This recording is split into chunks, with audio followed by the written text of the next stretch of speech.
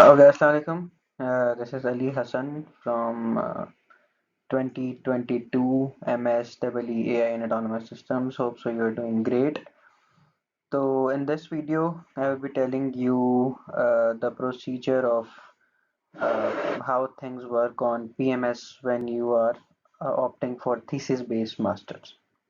मतलब obviously seeks में अगर आप हैं या मेनली अदर स्कूल्स के अंदर भी तो वहाँ पे थीसिस मैनेजमेंट के लिए एमएस थीसिस मैनेजमेंट के लिए पीएमएस यूज़ करते हैं, ठीक है, प्रोजेक्ट मैनेजमेंट सिस्टम। अब उसके अंदर कैसे इनरोल करते हैं, कैसे उसकी प्रोसेसिंग होती है, रिपोर्ट सबमिशन कैसे होती है, प्रपोजल डिफेंस कैसे हम डेट लेते हैं, टीचर्स से कैसे कांटेक्ट करते हैं, उसके बारे में मैं इस प्रेजेंटेशन के अंदर आपको बताऊंगा। लेकिन उससे पहले ये प्री रेक हैं, आपने वेबसाइट के ऊपर जाना है सीक्स की और एमएस थीसिस की डाउनलोड्स में आप जाएंगे जब इस सेक्शन के अंदर downloads and then MS thesis, तो ये दो डॉक्यूमेंट्स हैं, ये इंपॉर्टेंट हैं, ये आपने पढ़े होने चाहिए। This is the SOP for thesis forms and this is MS thesis process flow chart. कि आपको पता हो कि पीडी कब देना है, पीडी के बाद आपका इन हाउस डिफेंस कब होता है, या टीएच2 के बाद टीएच3 तक कितना टाइम चाहिए, ठीक है, एंड देन टीएच4 कब देना है, प्रपोजल कब एक्सेप्ट होगा, कब रिजेक्ट होगा, वगैरह वगैरह। मतलब इसमें काइंड ऑफ टाइम लाइन और आपको पता चल जाएगा चीज़ों के बारे में, ठीक है। तो उसके बाद पीएमएस में कैसे आना है इसकी तरफ मैं अभी आपको लेके जाऊंगा, ठीक है। तो let's move towards PMS sorry. Okay, तो pms.seeks.nus.edu.pk इसके ऊपर आपने जाना है, तो आपको इस तरह का एक पोर्टल मिलेगा। ऑब्वियसली ये एक स्क्रीनशॉट है। तो आप पहली चीज़ जो आपने याद रखनी है वो ये है कि इसके अंदर जो क्रेडेंशियल्स है ना वो वही होंगे जो आपके एलएमएस के हैं ऑफिशियल। जो सेम एलएमएस का आईडी पासवर्ड है वो आपने यहाँ पर उससे ही सही लॉगिन करना है आपने, ठीक है। ओके, तो उसके बाद क्या होगा जब आप लॉगिन कर लेंगे। जब आप लॉगिन कर लेंगे तो आपके सामने इस तरह का एक इंटरफेस ओपन होगा, और इस इंटरफेस अगर आपको इस तरह का इंटरफेस नहीं ओपन होता तो आपने यहाँ पे क्लिक करना है, यहाँ पे माई डैशबोर्ड है, तो ये basically this is your dashboard, ठीक है। अब इसमें कुछ आपको नज़र आ रहे होंगे icons, my interest, my meetings, my signatures, view projects, project documentation. अब अगर आपने थीसिस देने का सोच ही लिया है तो जो जो मैं बातें बताऊंगा वो आपने फॉलो करनी, ठीक है। तो सबसे पहले बेसिक्स की तरफ जाते हैं टैब बाय टैब हम। ये माई इंटरेस्ट को अगर आप क्लिक करेंगे ना तो आपको इस तरह करके एक इंटरफेस मिलना चाहिए अगर आपने कहीं इंटरेस्ट शो किया है, वरना ये एम्प्टी मिलेगा आपको, ठीक है। इंटरेस्ट शो कैसे करते हैं उस पर हम बाद में आएंगे। फिर अगर आप उधर ही माई मीटिंग्स पे क्लिक करते हैं तो इस तरह का टैब होगा, आपकी कोई ऑन गोइंग या आपकी कोई अपकमिंग मीटिंग है सुपरवाइजर के साथ, को सुपरवाइजर के साथ, तो यहाँ पे शो हो रही होगी, ठीक है। ये आपके सिग्नेचर्स हैं, अगर आप माई सिग्नेचर्स वाले पे क्लिक करेंगे वहाँ पे, ठीक है, जो वही माई डैशबोर्ड के अंदर ही होगा। तो आपने पहला काम ये करना है अभी कि आपने अपने सिग्नेचर यहाँ पे ब्राउज करके सिग्नेचर पीएनजी में आप बेशक वेबसाइट पे कर लें, वेबसाइट पे भी सिग्नेचर वाली ऑप्शन होती है, वो आपको टच स्क्रीन से या माउस से सिग्नेचर करवाता है, या आप बेशक पेपर के ऊपर सिग्नेचर करके उसकी डॉक्यूमेंट बना के क्लियर बैकग्राउंड के साथ, वाइट बैकग्राउंड के साथ आपने पिक्चर लेनी है और उसकी पीएनजी इमेज यहाँ पे सेव कर लेनी है, ठीक है। तो आपके यहाँ पे सिग्नेचर सेव हो जाएंगे, ये आपने करना है। नेक्स्ट, फिर आप उसी माई डैशबोर्ड के अंदर व्यू प्रोजेक्ट्स पे क्लिक करेंगे तो अगेन वो था आपका जो इससे पहली चीज़ आपको बताई है, वो थे आपके इंटरेस्ट, ये आपका प्रोजेक्ट मतलब जिस पे आप काम कर रहे हैं। इंटरेस्ट शो करना है कि आपने इंटरेस्ट शो कर दिया लेकिन वो इंटरेस्ट एक्सेप्ट नहीं हुआ। अगर आपका इंटरेस्ट एक्सेप्ट हो जाए, मतलब आपका काइंड ऑफ जो एडवाइज़र है वो आपके इंटरेस्ट जिस जिस प्रोजेक्ट के ऊपर आपने इंटरेस्ट शो किया था वो एक्सेप्ट कर ले एडवाइज़र, अगर वो वाला आपका इंटरेस्ट, तो फिर आपका वो जो प्रोजेक्ट है वो यहाँ पे आ जाएगा, ठीक है। कि अब now you have started working on your thesis या ऑन योर प्रोजेक्ट, ठीक है। तो आपको यहाँ पे शो होना शुरू हो जाएगा। अब उसी तरह जो आपका प्रोजेक्ट लिखा हुआ आ रहा था नीचे, अगर आप प्रोजेक्ट को क्लिक करेंगे, मतलब नीचे प्रोजेक्ट का जो टाइटल आ रहा था उस टाइटल के ऊपर अगर आप क्लिक करेंगे तो आपको इस तरह करके इंटरफेस नज़र आ जाएगा। यही आपका मेन है जिस पे हम थोड़ी देर में बात करेंगे। फिलहाल मैं जनरली आपको पीएमएस का इंट्रोडक्शन देता हूँ, ठीक है। तो आप उस प्रोजेक्ट पे क्लिक करेंगे ना तो ये आपके supervisor, thesis detail, rules and regulation, ये एक टैब अपीयर होगा जिस पे we would be coming in a short while. अच्छा, सिमिलरली एक और माई डैशबोर्ड के ऊपर ही ऑप्शन होगा प्रोजेक्ट डॉक्यूमेंट्स का, वहाँ पे क्लिक करेंगे तो अगेन इस तरह करके इंटरफेस आएगा आपके सामने। अगर आपका कोई प्रोजेक्ट चल रहा है तो उसके डॉक्यूमेंट्स आपने खुद ही अपलोड किए होंगे, वो यहाँ पे शो हो रहे होंगे, ठीक है। जिसमें प्रोजेक्ट डॉक्यूमेंट में भी आपका एक एब्स्ट्रैक्ट का डॉक्यूमेंट हो सकता है, कोई मे बी वर्कशॉप अटेंड किया है तो उस वर्कशॉप की समरी सर लिखने को कह सकते हैं आपको, वो अपलोड कर सकते हैं आप यहाँ पे। मतलब कुछ भी आप प्रोग्रेस डॉक्यूमेंट्स अपलोड कर सकते हैं, जो भी होंगे वो यहाँ पे शो हो रहे होंगे प्रोजेक्ट डॉक्यूमेंट्स के। अच्छा, अब उसके बाद आप यहाँ पे सेम माई डैशबोर्ड के ऊपर अगर क्लिक करेंगे तो यहाँ पे ऑल आइडियाज़ का ऑप्शन होगा, आपने ऑल आइडियाज़ पे क्लिक करना है। तो यहाँ पर जितने भी आइडियाज़ फ्लोट किए गए हैं, ठीक है, यहाँ पे एक टर्म होगी फ्लोट। फ्लोट वाली, फ्लोट का मतलब ये होता है कि टीचर सुपरवाइजर जो होते हैं, ये जो टीचर्स होते हैं वो आइडिया अपना लिख के फ्लोट कर देते हैं और फिर हमने उस पर अपना इंटरेस्ट शो करना होता है, ठीक है। अच्छा, अब इंटरेस्ट आप पीएमएस के थ्रू भी शो कर सकते हैं। आपको यहाँ पे लिखा हुआ भी नज़र आ रहा होता है कि किसने फ्लोट किया आइडिया। अगर आपको ये इंटरेस्टिंग लग रहा है प्रोजेक्ट तो आपने सिंपली सुपरवाइजर को मेल कर देनी है यहाँ से, फिर वो आपको लिंक सेंड करेंगे, ठीक है। अच्छा, आप यूज अगर आपको वो आइडिया मज़े का लग रहा है तो आप सिंपली जाके मीटिंग रख लें एक सुपरवाइज़र से, डिस्कस कर लें, कैपेबिलिटीज़ देख लें, आपकी स्किल्स वो सर देख लेंगे अगर आप ये कर भी सकते हैं प्रोजेक्ट या नहीं कर सकते। उसके बाद ना सर आपको एक लिंक सेंड करेंगे, ठीक है, सुपरवाइज़र। उस लिंक पे जाके आपने इंटरेस्ट अपना शो कर लेना है उस प्रोजेक्ट में। जब आप इंटरेस्ट शो कर लेंगे उसके बाद सुपरवाइज़र का काम है कि सुपरवाइज़र जीसी सेट करे। आप खुद भी सेट कर सकते हैं, वरना सुपरवाइज़र तो वो होगा जिसका ये आइडिया फ्लोट था, उसके बाद जीसी सेट करनी होती है, ठीक है। वैल्यूएशन कमेटी वो 3 लोग या 4 लोग जितने भी आप सजेस्ट करना चाहें तो आप सजेस्ट कर सकते हैं, अपनी फील्ड के होने चाहिए ऑब्वियसली जिससे आप हेल्प ले सकें। वो आपने वो सुपरवाइज़र आप सुपरवाइज़र को सजेस्ट कर दीजिएगा, सुपरवाइज़र उनको ऐड कर देगा, ठीक है। तो ये काम है। अच्छा, ये काम है कि ये तो वो हो गया ना सीन कि अगर आपको यही आइडिया पसंद आया जो आइडिया टीचर्स ने फ्लोट किए हैं। अगर कोई आपका अपना आइडिया है तो वो आप लेके रिस्पेक्टेड फैकल्टी के पास चले जाएं, तो उसका वन पेजर बना के, वन पेजर के अंदर यूजुअली एब्स्ट्रैक्ट और टाइमलाइन जो भी आप लिखना चाहते हैं, ऑब्जेक्टिव्स, एम्स, ये लिखे हुए हों। अगर उन्हें प्रोजेक्ट पसंद आया तो फिर वो जो सुपरवाइज़र हैं वो क्या करेंगे कि उस प्रोजेक्ट को पीएमएस के ऊपर अपलोड करेंगे, फ्लोट करवाएंगे बेसिकली, ठीक है। उसके बाद जैसे ही वो फ्लोट कराएंगे वो आपको लिंक भेजेंगे, उस लिंक से फिर आपने जाके वो जो फ्लोटेड आइडिया होगा वहाँ पे अपने इंटरेस्ट शो करना होगा। बोथ वेज, मतलब आपका दोनों तरीकों से जो प्रोजेक्ट है वो, अब मैंने इससे पहले जो आपको बताया था ना कि माई इंटरेस्ट, वहाँ पे प्रोजेक्ट आ जाएगा, ठीक है। अभी एक्टिव नहीं हुआ, जाहिर सी बात है, लेकिन माई जब जो माई इंटरेस्ट वाला सेक्शन था ना डैशबोर्ड के अंदर, उसके अंदर आपको प्रोजेक्ट शो होना शुरू हो जाए, ठीक है। ओके, तो ये तरीका था आपका प्रोजेक्ट को सिंपली ऑप्ट करने का, ठीक है, या इनरोल करने का पीएमएस के ऊपर। देन अच्छा, अब लेट्स से वो सर ने जीसी आपकी बना ली। अब जिस तरह की ये प्रोजेक्ट चल रहा है तो यहाँ पे लेट्स से ये हमारे डॉक्टर लतीफ़ अंजुम सर ये एडवाइज़र हैं, फिर ये नीचे आपको कमेटी नज़र आ रही है, को सुपरवाइज़र इज़ नॉट मैंडेटरी, आप रखना चाहें रख लें, नहीं रखना चाहें तो एडवाइज़र हैं जीसी मेंबर्स, कमेटी मेंबर्स, ठीक है। और ये आपका अपना नाम यहाँ पे शो हो रहा होगा। ये आप ये वाला टैब कैसे आई है, उसी तरह ये माई आइडियाज़ वाला एक सेक्शन था और एक माई प्रोजेक्ट्स वाला सेक्शन था। माई प्रोजेक्ट जब आपका प्रोजेक्ट बन जाएगा ना, इंटरेस्ट के बाद जब एक्नॉलेज कर लिया आपके एडवाइज़र ने, तो वो प्रोजेक्ट में आपका आ जाएगा, ठीक है।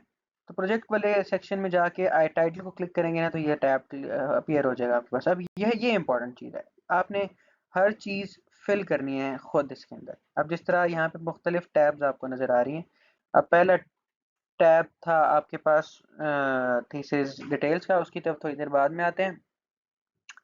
ये देखें पहले कि है कि कौन सी चीज़ कैसी है। वैसे तो ये सेम डॉक्यूमेंट मैंने आपको स्टार्ट में सजेस्ट किया कि आपने खुद पढ़ना है, ठीक है।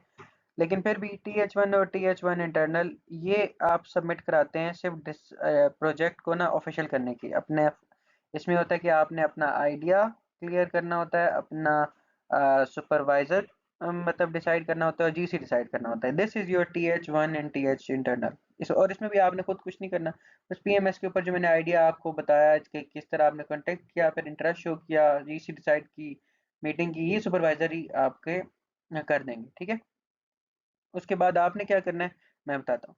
फिर TH1 ए है, ये डॉक्यूमेंट इस्तेमाल होता है अगर आप जीसी मेंबर्स को चेंज करना चाहते हैं। इस खप में ना ही पड़े, मतलब लाइक आप खुद से पहली दफ़ा ही सही कमेटी सोच समझ के डिसाइड करें, क्योंकि बाद में फिर आइडिया डिलीट करना मुश्किल काम हो जाएगा आपके लिए। सुपरवाइज़र चेंज करना और पूरा का पूरा प्रोसेस दोबारा करना पड़ेगा आपको, दोबारा से पीएमएस के ऊपर एक और आइडिया जनरेट होता है और फिर दोबारा से जीसी बनती है। TH2 जो है वो अप्रूवल ऑफ रिसर्च है, मतलब आपने TH2 में जो होगा ना आपका ऑब्जेक्टिव्स और वो वगैरह मैं आपको बताऊंगा, वो क्लियर करके पीएमएस के ऊपर अपलोड करने होते हैं, और फिर वो जो डॉक्यूमेंट है ना वो आपका सुपरवाइजर के पास जाता है। अगर वो उसके अंदर जो AIIMS and objective, area of research और थीसिस डिटेल्स, एप्लीकेशंस, ये एक छोटा सा डॉक्यूमेंट होता है। ये अगर आपके जीसी मेंबर और को एडवाइज़र अप्रूव कर दें, एग्ज़ाम ब्रांच, ये सबसे अप्रूव होता है, एग्ज़ाम ब्रांच, एसीबी, ठीक है, तो उसके बाद आपका प्रॉपर मतलब ऑफिशियली स्टार्ट हो जाता है। This is called TH2। ये थोड़ा बेसिक लेवल का था, इसमें तो बस आपने ये डिसाइड किया एक वन पेज, ये जरा डिटेल्ड वर्जन है। ठीक है, जब आप TH2 और TH2 उसके बाद TH2A होता है, ये बाद में आता है। जब आप TH2 सबमिट कराते हैं ना, उसके बाद आपकी PD होती है, प्रपोजल डिफेंस। तो प्रपोजल डिफेंस से पहले पहले आपका TH1 और TH2 क्लियर होना चाहिए। ठीक है, उसके बाद TH2A है, ये सुपरवाइजर ने आपको मार्क्स देने हैं, जीसी वालों ने, जीसी और सुपरवाइजर ने। फिर TH3 एंड TH4 इस फॉरवर्ड, यहाँ तक ये स्टार्ट आपके लिए करना मुश्किल होता है, उसके बाद आपको चीज़ें समझ आना शुरू हो जाती हैं। अब उधर ही वापस आते हैं, तो मैंने कहा था कि एक टैब था आपके पास थीसिस डिटेल्स का। ठीक है, तो थीसिस डिटेल्स के अंदर आपको इस तरह करके ना level of research already carried out, कुछ कुछ ना हेडिंग नज़र आ रही होंगी, ये आपने खुद फिल करनी है उस प्रोजेक्ट के ऊपर जो प्रोजेक्ट आपका फ्लोट हुआ हुआ है। ठीक है, या एक्सेप्ट हुआ हुआ, सॉरी। ठीक है, ये आपने फिल करनी है, सुपरवाइजर ने फिल करनी है। ये जब आप फिल कर लेंगे, फिर आपने नेक्स्ट टैब पे आना है with this rules and regulation, इन सबको चेक करना है आपने। और यहाँ पे आपने मतलब ये बताना है कि you are aware of the thesis policy. ठीक है, कि आपने सारे डॉक्यूमेंट्स पढ़े हुए हैं, और यहाँ पे आपने डेट लिख देनी है कि सॉरी सॉरी हाँ, ये है कि यू नो के what is the last date.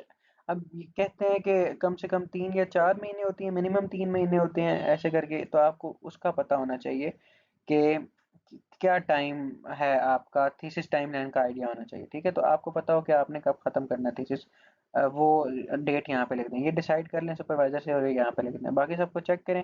और इसके लिए एक और है कि आपने थीसिस कोई सेमिनार भी लिए हुए हों। ठीक है, नहीं लिए हुए, अगर आपने खाली अपने थीसिस के बारे में डिटेल्स अपने सीनियर्स या फिर टीचर्स से भी ली हुई है, आपको पता है कि हाउ थिंग्स वर्क हैं, तो फिर आप यहाँ पे नंबर एक लिख दें कि आपने 2 या 3 बार मीटिंग की है रिगार्डिंग थीसिस, या सेमिनार अटेंड किए हैं। उसके बाद इस डिटेल्स को आपने सेव कर लेना है।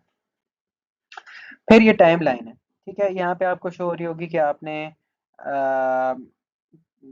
वो रिक्वायरमेंट्स क्या कंप्लीट किए हैं। आपको पता है ना, थीसिस इनरोल होने के लिए कुछ रिक्वायरमेंट है कि आपका जीपीए 3 से ज़्यादा होना चाहिए, और आपने कुछ क्रेडिट आवर्स पढ़े होने चाहिए। I guess so 3 credit hours हैं, या जितने भी क्रेडिट, सॉरी 9 क्रेडिट आवर्स हैं, कितने भी हैं। ठीक है, तो ये आपने देख लेना।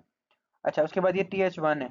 अब TH1 जब आप ये सारी चीज़ें फिल कर लेंगे ना, रूल्स एंड रेगुलेशन को चेक कर लिया, थीसिस डिटेल्स को आपने चेक कर लिया, ठीक है, इसके अलावा प्रपोज टाइमलाइन को आपने फिल कर लिया, और ना यहाँ ये चीज़ें अगर आपने फिल कर दी जो जो रिक्वायर्ड थी, ठीक है, ये आपने पहले फिल करनी है। ठीक है, खुद से। तो यहाँ पे एक ऑप्शन आ रहा होगा सेंड अ रिक्वेस्ट का, या साइन बाय योर सेल्फ का। ठीक है, और वो ऑप्शन तब तक नहीं आएगा जब तक आपने बाकी सारी डिटेल्स फिल नहीं की। जब ये फिल कर लेंगे तो ये ऑटोमेटिकली रिक्वेस्ट चली जाती है आपके सुपरवाइजर को भी, TH1 फॉर्म चला जाता है एक ऑनलाइन। ठीक है, जिसके अंदर यही जो आप यहाँ पे डिटेल्स फिल करेंगे ना, वही होंगी, उन्हीं की बेस पे आगे आपका एक्सेप्ट होगा TH1। वो अब उस TH1 को आपके सुपरवाइजर, को सुपरवाइजर, एग्जाम ब्रांच सारे करेंगे। फिर बारी आएगी जब ये हो जाएगा, फिर आपने TH2 पे आना है। TH2 यहाँ पे फिर साइन बाय योर सेल्फ का ऑप्शन आ रहा होगा। ठीक है, उसको आपने क्लिक करना है, फिर उसके साथ भी सेम प्रोसीजर ये शुरू हो जाएगा। स्टेटस उसका यहाँ नीचे नजर आ रहा होता है कि किसने साइन कर लिया, किसने नहीं। जब ये काम हो जाएगा ना, फिर आपको आपके प्रपोजल डिफेंस की डेट मिलेगी और फिर उस दिन आपने प्रपोजल डिफेंस प्रेजेंट करना होगा। ठीक है, कुछ और बातें भी हैं वो मैं आपको बताऊंगा नेक्स्ट। अच्छा, फिर जिस तरह मैंने कहा है कि टाइमलाइन, अगला सेक्शन प्रपोज टाइम, ये प्रपोज टाइमलाइन होती है, आपने खुद से 3 या 4 बातें लिखनी होती हैं। ठीक है, मतलब कोई रियलिस्टिक, रियलिस्टिक का मतलब ये होता है कि लिटरेचर रिव्यू आप कब कर रहेंगे, डाटा कलेक्शन कब करेंगे, आर मतलब अपनी टाइमलाइन अपने प्रोजेक्ट के मुताबिक। ठीक है, hardware development, software development, simulation, CFD, एक 3 4 5 6 और उसकी एक प्रपोज टाइमलाइन आप यहाँ पे बना दें। ये भी बनी होनी चाहिए TH1 की रिक्वेस्ट साइन करने से पहले। ओके, फिर आ जाते हैं प्रोजेक्ट डॉक्यूमेंट्स। ये इट्स नॉट मैंडेटरी, यहाँ पे आप अपना जो भी डॉक्यूमेंट, वैसे अच्छा यही होता है कि कहीं और अगर आप अपलोड करते हैं ना तो वो चीज़ें गुम हो जाती हैं, कहीं आगे पीछे हो जाती हैं। तो जितने भी प्रोजेक्ट से रिलेटेड डॉक्यूमेंट है आप यहाँ पर ही अपलोड करते जाएं, ताकि आपको एंड पे मैनेज मैनेज करने में, अच्छे से लिखने में आसानी हो। ये मीटिंग्स हैं, यूजुअली इसका इस्तेमाल कर भी सकते हैं आप मीटिंग रखने के लिए, नहीं भी कर सकते, आप वैसे भी पर्सनली जाके मिल सकते हैं। मतलब अगर आप चाहते हैं मीटिंग आपने सुपरवाइजर रखनी है तो यहाँ पे मीटिंग रख लें। और फिर उसके बाद प्रोजेक्ट रिपोर्ट। हाँ, ये प्रोजेक्ट रिपोर्ट है, ये इसमें ये करना है कि जब आपका प्रोजेक्ट हो जाएगा ना, हम्म, तो आपने इस टाइमलाइन के मुताबिक अपडेट्स देते रहना है। जिस तरह अगर आपने रखा था कि आप पहले मंथ में ये करेंगे तो कितना आपने किया, तो अब ये एक मंथ में शायद 2 दफ़ा होता है कि 15-15 दिन बाद। तो अब ये 16 से लेकर 31 की डेट आ रही है, यहाँ पे आपने क्या किया है भाई, एक अच्छी सी रिपोर्ट पॉइंट्स में कर लें या वैसे यहाँ पे लिख दें। ठीक है, अब ये भी जाएगी सुपरवाइजर के पास और एडवाइजर के कमेंट्स यहाँ पे लिखे हुए आ रहे होंगे। अब ये काम अपने हर 15 दिन के बाद करना होता है। तो again this is a good thing on PMS के आपको खुद भी पता होता है कि आपने कौन सी कब की है, तो आपको रिपोर्ट लिखने में इन पे आसानी होती है। फिर ये सेक्शन अगेन सेमिनार्स वाला है, अगर आपको अटेंड करते हैं करना। और फिर ये डिफेंस स्केजुअल्स हैं, ये अगर आपका प्रपोजल डिफेंस स्केजुअल हुआ है, जब भी हुआ है वो यहाँ पे नज़र आ रहा होगा। और इसी तरह आगे नेक्स्ट इन हाउस और फाइनल डिफेंस के लिए ये कुछ फॉर्म्स हैं। नेक्स्ट पीरियड में कुछ फॉर्म्स आएंगे और वो भी आप देख सकते हैं। फिर आप इधर क्लिक करेंगे माई मैनेज के ऊपर, तो यहाँ पे आपको my interest, my meetings, my signature और स्टूडेंट कोर्सेज का ऑप्शन आ रहा है। अब ये सारी चीज़ें करने के बाद आपने यहाँ पे जाके, बल्कि पहले कर लें बाद में कर लें, ये नहीं बस करनी है आपने ये सारी चीज़ें हैं। अ, वो जो मैंने कहा है ना TH1 या TH2 का जो रिक्वेस्ट आपने भेजनी है, साइन बाय योरसेल्फ ऑप्शन आता है। उससे पहले आपने स्टूडेंट कोर्सेज में जाना है और स्टूडेंट कोर्सेज में अपने जो कलम पे कोर्सेज पढ़े हुए हैं ना, उनके बारे में सारी डिटेल यहाँ पे खुद से ऐड करनी है।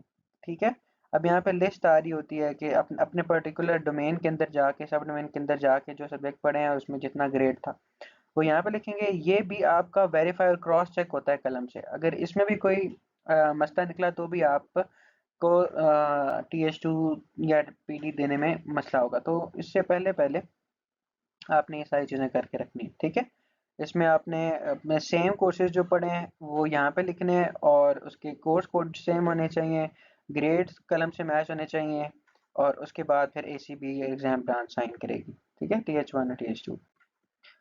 वापस टाइमलाइन पे अगर हम आए तो ये टाइमलाइन कुछ इस तरह करके आपको शो हो रही होगी ना, ऐसे। एंड देन ये आपके पास मतलब देखें, ये रिक्वायरमेंट्स पूरी हुई, फिर TH1, फिर TH2 होता है, फिर PD होता है, फिर उसके बाद डॉक्यूमेंट GEC को सबमिट होते हैं, फिर TH3 इंटरनल होता है, फिर इन हाउस डिफेंस होता है, और फिर TH3 होता है, और उसके बाद final is your final defence, और फिर TH4 अदर रिक्वायरमेंट। ठीक है, TH4 इज थीसिस फॉर्म्स। ठीक है, तो ये बस कुछ फॉर्म्स हैं, ऑटोमेटिकली जनरेट होते हैं, आपने खुद कुछ नहीं करना होता है।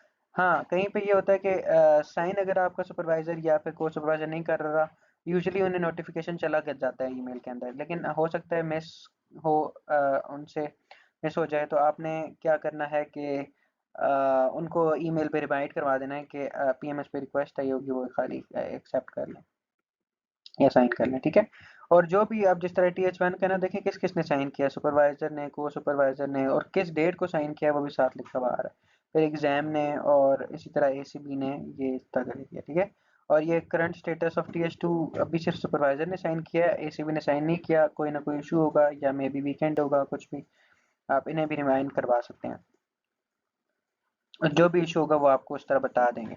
ठीक है, और फिर इस तरह, मतलब this is how the status is display.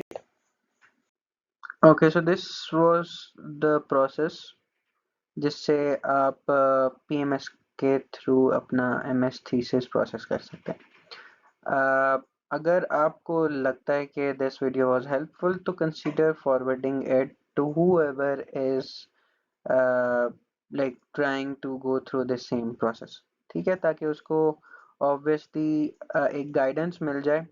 अगर ये गाइडेंस हो तो like things go quickly, otherwise वो कभी किसी डिपार्टमेंट के पास जाएगा, कभी किसी को ईमेल करेगा कि अब मैं क्या करना है, तो it will be a hectic thing. तो जिससे मुझे गुजरना पड़ा है प्रॉपर्ली उस चीज़ से उसे गुजरना नहीं पड़ेगा। इन एनी केस अगर आपको कोई चीज़ समझ नहीं आई तो आप इसी वीडियो के कमेंट कर सकते हैं नीचे, तो I will try to answer there as well. Thank you.